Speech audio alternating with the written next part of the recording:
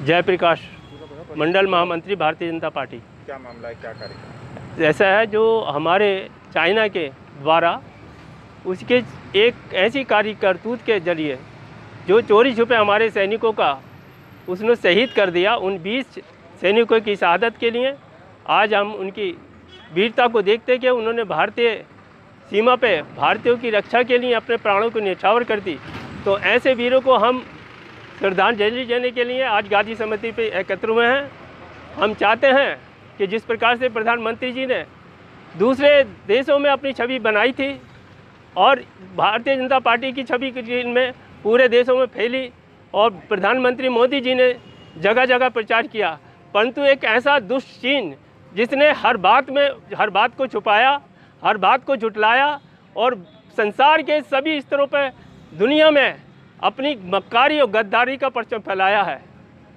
हम चाहते हैं कि जिस प्रकार से उसने कायरता के साथ हमारे वीर पुरुषों को, जो वीर सैनिक हमारी भारतीय रक्षा के लिए सीमाओं पे खड़े हुए थे, लद्दाख के पास उन्होंने उनको ढेर कर दिया।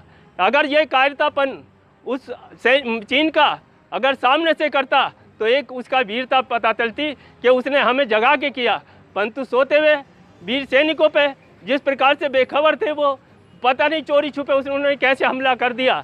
इस कायरता को देखते हुए हम उस चीन की सारी गतिविधियों का विरोध करते हैं और इस बात का विरोध करते हुए हम चाहते हैं कि भारत के सैनिकों को वैसे ही जवाब देना चाहिए जैसे था।